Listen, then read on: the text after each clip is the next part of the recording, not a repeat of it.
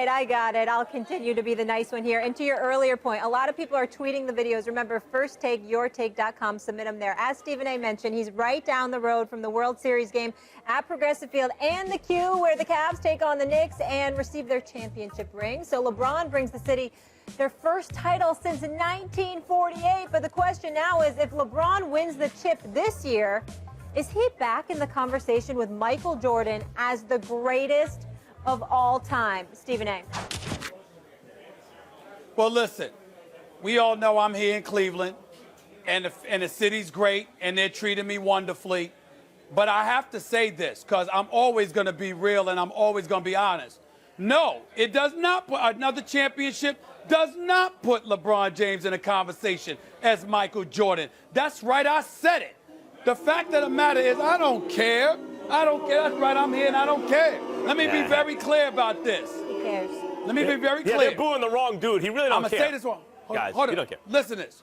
Michael Jordan went 6 for 6 with 6 NBA Finals MVPs. He does not have 4 NBA Finals losses. Now, 2 of them I don't even count against LeBron James. I don't count the first loss to the Spurs in 07 against LeBron James. I really, really don't. And I don't count the one a couple of years ago against Golden State. That man was by himself. He had no help. But are we going to deny or gloss over what we saw against Dallas in the NBA Finals back in 11 when they lost to the Dallas Mavericks in those 4 consecutive fourth quarters? Are we going to deny what happened against the Spurs? Those are legitimate losses, even though Dwayne Wade wasn't 100%. It's still legitimate losses because you had a good enough team to not go down in 5 games and get outscored by 70 points along the way. We are talking about Michael Jordan, the GOAT. It don't matter what city you in. It don't matter what state you're in. It don't matter what damn country or continent you're in. When you say Michael Jordan, that is that. The only other MJ that has ever mattered as much is Michael Jackson, God rest his soul. And that's about it. Yeah. So let's be clear. We respect Mike. We respect the hell out of LeBron James. He's on the Mount Rushmore of basketball, probably. He's one of the greatest players we've ever seen in our lives. He deserves all respect and everything. But we need to stop a tad bit shy. He does not get to go to usurp Michael Jordan because Michael Jordan was unblemished. And oh, by the way, LeBron James has won a Game 7 in an NBA Finals. That's the one thing he got over Michael Jordan. Oops, I forgot. Michael Jordan never allowed the series to get to a Game 7. There is no discussion. It is what it is. LeBron James, mad love and respect, but let's pump the brakes. It's only one MJ, baby. It's only, I mean, damn it, it don't take off the M, it's the J. Call it whatever you want. It's Michael Jordan. Co-sign on most of what you said, and to just well, I'm going to get to that in a second. To let LeBron fans know, who always say, well, LeBron got to finals, you have to get there to lose. Jordan didn't get to finals a lot of years. Let me just tell you something. Jordan never played with another All-Star. Never, not one time, until Pippen made his first All-Star game. The first time Jordan played with another All-Star, Scottie Pippen, he took the Pistons, who were champs, 7 games. They were the reigning defending champs. He took them 7 games. Pippen had a headache, couldn't play, a migraine, couldn't play in Game 7, and they lost. Had he played, maybe they win. And Pippen was pre-prime. The next year, like his PER, all those numbers jumped to prime levels. Jordan didn't win the finals in under 7 games again. So all that, well, it took Jordan, it's nonsense. Jordan is the greatest who ever lived. And when LeBron choked 4 fourth quarters away against Dallas in 11, that ship had sailed, right? Or so I thought. Because I can't believe I'm saying this, and I don't think it's going to happen, but I got to say it. When LeBron was down 3-1 to a 73-win Warriors team, I was on Sports Nation at the time. I turned to the camera, and Marcellus Wiley was making some LeBron James excuses. He loves him some LeBron. And I said, I don't want to hear it, LeBron. No one wants to hear the excuses. This is when your back's to the wall. Muhammad Ali fought, guys. He was the underdog. You know why we remember Muhammad Ali? It's not just the social stances he took and what he sacrificed and risked. It's that he did the impossible. Go ahead, LeBron. You want to be one of the all-time greats? Do the impossible. Come back down 3-1 on a 73-win Warriors team and have to close them out in Game 7 on the road. And you know what? He did it. That was amazing. And I'm here to tell you, Stephen A. Smith, I don't think they're going to beat the Warriors in the finals this year. And we all know what the finals are going to be. I think LeBron loses, just like I thought he'd lose to the Warriors this year. But if he comes back and does that again, this time with a Warriors team, a pumped up, much better version, because instead of Harrison Barnes, you have KD. He does that again. I got to tell you, unbelievably, maybe the ship hasn't sailed, because I think he's back in the conversation. Whether or not you win the argument, he's at least going down as the second greatest player of all time, and he's back in the Jordan conversation. The reason I think the ship has sailed is because I don't think he can do it.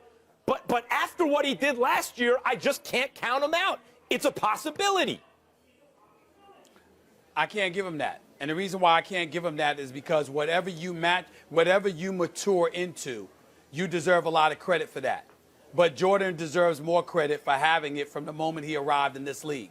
When Jordan arrived in the NBA, in his second season, because if you remember, he had the knee, went down, he came back with a few games left. Former GM for the Chicago Bulls, Jerry Krause, was determined to keep him out. Jordan said, to hell with that, I'm playing. This is when Jordan was rocking the red and white sweatsuits with the gold chains, looking like a skinnier version of Mr. T at the time, for crying out loud. This is when Jordan was that dude. And Jordan rolled on the court and dropped 63 against Larry Bird and the Boston Celtics, where Larry Bird called him the closest thing to God he has seen. I'm paraphrasing here. In the end, what it comes down to, when we've watched Jordan, who religiously averaged over 30, who was an all-defensive player, who was a leading scorer, who did this, who did that, Michael Jordan came into the league, and from the moment he arrived, he put the world on notice that the only person alive who could stop him was Dean Smith, his former coach at North Carolina.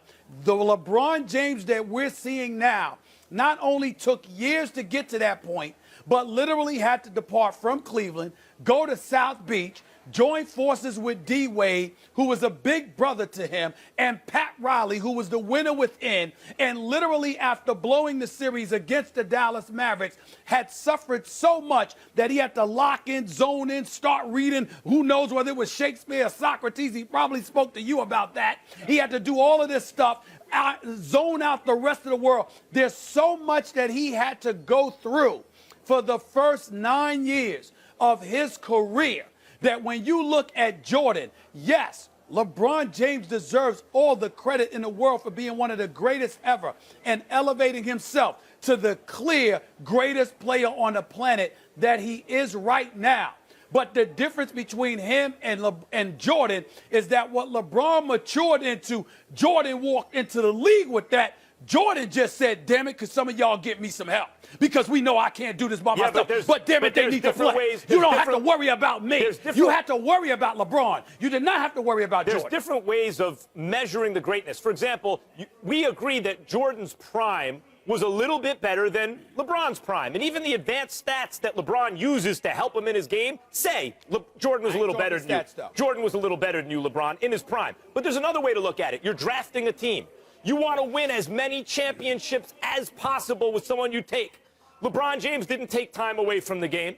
He's there every season. He doesn't miss playoff games. He makes everyone around him better. He's in the finals every year. The point is, if LeBron finishes with, let's say, 7 chips to Jordan's 6, if LeBron overcomes a team the level of which Jordan never had to, which I don't think he's going to do. One of the reasons we agree about this is I don't see the Cavs winning the chip this year. But if they do, and the Warriors, barring any injury, they come into this series 69, 70, 71 win team, crushing everyone. Now they got KD, and LeBron still figures it out.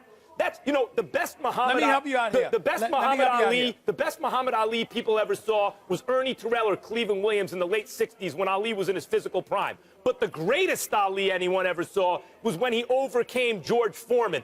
40-0, 37 knockouts. No one could beat him. 5-1 underdog. Somehow figured out a way to get it done. LeBron beat Foreman last year. This is not a super team. This is a super duper team he's playing this year. If he does that again against this Warriors team, he's in the conversation. No, he's not. I can tell you a way he can get there. If LeBron has 4 years left in the league and he wins all 4, or he wins, or he wins 3 and ties Jordan. I mean, like literally goes the next 3 or 4 years, and every year ends with us talking about LeBron James as the title, because you keep forgetting one very, very important thing. Michael Jordan, after the first three-peat, his daddy died. After his daddy was killed in North Carolina, Michael Jordan decides to step away from the game. 1 full season. Second season comes. He stays away for most of that season. Comes back with 17 games left in the regular season. Comes back, loses to Shaq and Penny and Nick Anderson and those boys in the semifinals. So that was really a wash because he came back with 17 games left after playing baseball. Yeah. Wasn't really in that kind of basketball shape, et cetera, et cetera. I'm saying that to say a legitimate argument can be made that Michael Jordan would have won 8 straight. Beating the Lakers with Magic Johnson, beating, the Phoenix Suns, beating Clyde Drexler and Terry Porter and the crew in Portland, beating Sean Kemp before he became Sean Klump, Sean Kemp along with Gary Payton, beating the Utah Jazz with Karl Malone and John Stockton twice. Would have beaten Olajuwon and Houston. Of course. And one last thing about Jordan. Got there. When he came back the following year, they had a rematch with the Magic. Shaq, young Shaq, prime Penny, screw deep the whole thing, 60-win team. They swept the Magic, and then in the finals beat a 63-win, I think it was, Seattle team in the finals. But Jordan never had to play a team as good as these Warriors. I think we can agree about that. This Warriors team is better than any Jordan had to play.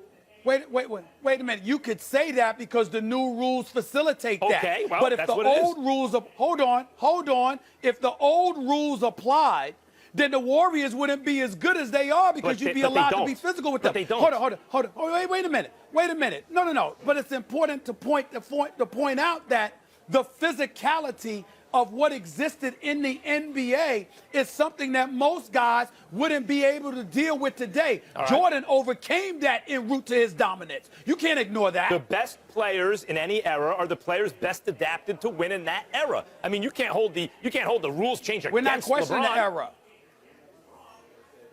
I'm saying if you're going to compare him to a guy that came from a previous era, which is Jordan, I can bring eras into the equation because Jordan ain't playing now that LeBron James is. Jordan's the greatest player of all time. If LeBron upsets the Warriors this year, he's in the conversation. Thank you for making my point. I appreciate it. Very touching of you. Thank you. I'm so touched. Thank you for agreeing with me. All right, on that note, let's leave it there. So LeBron brought the city of Cleveland its first championship since '64. The last Indians title was 1948. They'll be trying to change that starting tonight. You know what it is. The First Take, Your Take viewer contest is here. You could win a chance to debate Stephen A. and Max right here on national television. All you have to do is go to firsttakeyourtake.com. Upload a 1-minute video with your and only your best original sports debate. Please keep it clean. No music, team logos, trademarks, or copyrighted material. 2 winners will be selected by our show staff. So get to work, people. We want to see you at the desk taking on Stephen A. and Max. Here's a few of our latest submissions. To think that a super team is being made to beat LeBron James would have to have a winning finals record. He's given away more rings than he's earned. Nobody really cares about beating LeBron James. And then on the other hand, you got to say that there's no one person that can answer for LeBron James. I beg to differ. You got to look at Kawhi Leonard, what he's been doing since the 2013-14 season. He's the only person who ever held LeBron James from going to the free throw line for a whole game.